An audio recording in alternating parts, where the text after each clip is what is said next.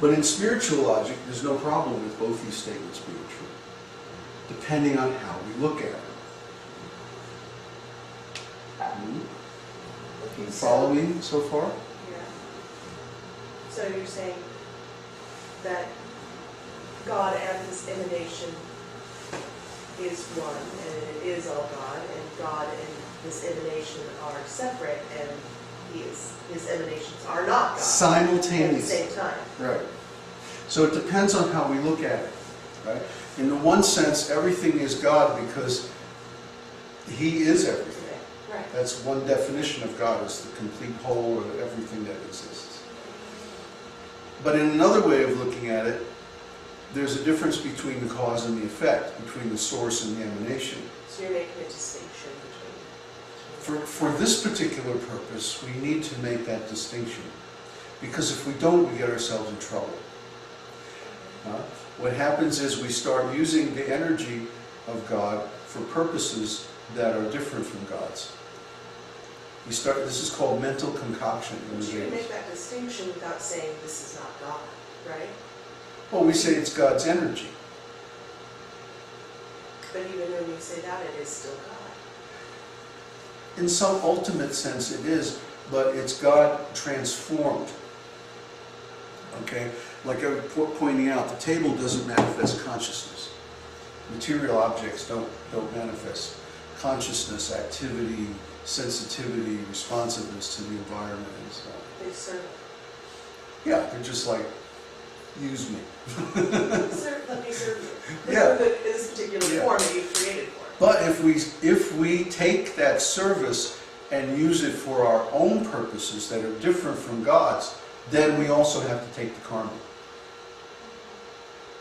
See, that's the difference.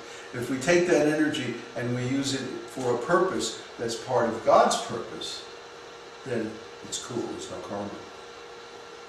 Yeah? From my own understanding, is this a proper analogy? Say that a cell in my body is not me, but it is like a piece of me. Not saying that, like, I hope I don't get any karma for this, but say, as an example, I am God, and a cell is a person or an object within that. The cell does not make up God, but is a piece of God. Exactly. That's a really good analogy. Ben is saying, for you guys online, that he's making the analogy that I am the whole body. That's me. Yet, a cell within my body is actually different from me. It's a different living entity, a different life. So similarly, the individual living beings are part of God, part of God's total existence, but yet they're not God in that they are separate, independent entities. It's a really good analogy. And that's an analogy that I use, that like every cell in the body, they do not compete with each other to try and be like the most popular cell or the richest cell. They all work, Voted most popular cell. They all work serving the body. I think we need a award ceremony for that one. But you know what I mean? Like they all work serving the body in a common attempt. Now that's a really good, that's very good. Prabhupada used to give the analogy that the business of the hand is not to eat. The duty of the hand is to take the food and put it in the mouth. Right. And when the hand gives the food to the mouth, then the hand enjoys the energy of the food, right, and can use it. But if the hand tries to eat the food itself, then it's not going to be successful, and ultimately the hand is going to starve. Right. Because it's we not glorify doing the hand. Huh? We don't glorify the hand. Well, we do. The hand is beautiful when it performs the function of giving the food to the mouth. See? Otherwise, if it tries to eat independently, then the hand is diseased. It's not cooperating with the whole. So our business is to cooperate with the whole and to offer the energy of Krishna back to Krishna, energy of God back to God. And then by doing that service according to His purposes, not our purpose, not our concoction, but what He expresses in the scriptures as being His purpose, when we use it for that, we have no karma. And that's how we get free from the unintended consequences of our actions. Tony, did you have a comment? Yes. What is the appropriate way to offer food as prasad? Well, the most important thing is the intention. The intention. We have, there's information on the website about, there's a little ceremony that's traditional in our lineage. But the most important thing is, like you just have a little picture and you put the food there, and or even you have a picture in your mind. And the intention is, here God, this is your energy, please enjoy it, and let us take the remedy. Thank you very much. It's simple. It's very simple. But that simple action takes all the karmic reaction from the food. That simple offering. It doesn't have to be a big elaborate deal, although in the temples, of course, we offer food very ceremoniously. But for us, the main thing is the concept, the consciousness. So the bottom line in all of our teachings, you find again and again and again, we talk about consciousness. The value of a spiritual teaching or practice is its effect on our consciousness. And many of the teachings that we have, that idea about oneness and separation from God is another one like this, where the social consequences of the idea of being one with God are so terrible and so destructive that for that reason alone we should reject that mood.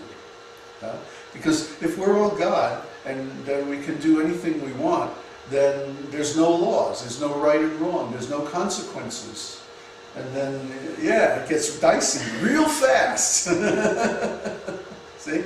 It's not, an intelligent person won't misuse that philosophy like that. But a person of less intelligence will see it as an opportunity for mayhem. There is a way to allow God to just express his purposes through you as an expression of God. Absolutely. We want why that. We're here, an individual. We want a big part of being human. And it's also a big part of being in spiritual consciousness and doing bhakti yoga. It's like we're always checking in. I'm always checking in with Krishna, like, okay, what do you want me to do now? What do you want me to say now? Letting him actually take over my body and operate my senses and mind. It's a lot easier that way. It's a good way to get your purpose fulfilled. The product is better too. But so in that way we are God. In that way we are. Right. We're linked with God. Right? But see, a person, that takes a certain amount of discrimination to understand that, a certain amount of intelligence. And people who don't have that intelligence, they'll take it in a different way. Oh my God, that means I can rob that bank I've been looking at, I haven't thought that once. No, you wouldn't think it. Right. Huh?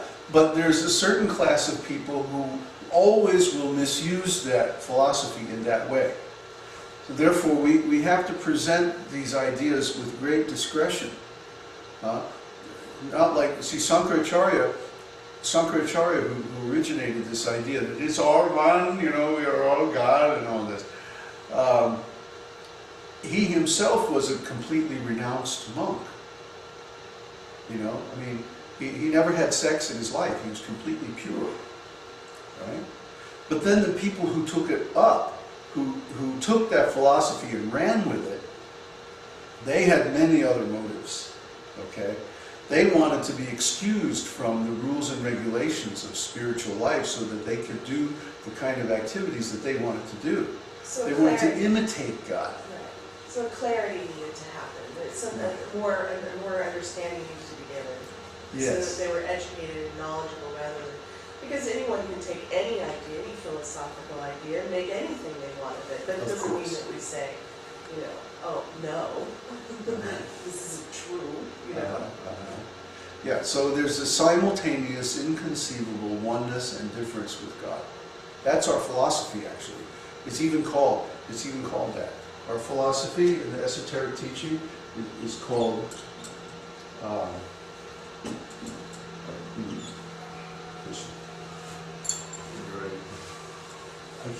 I want to write it in Sanskrit.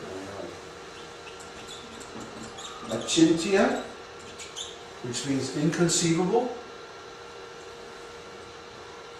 Bheda, which means different. abheda tattva.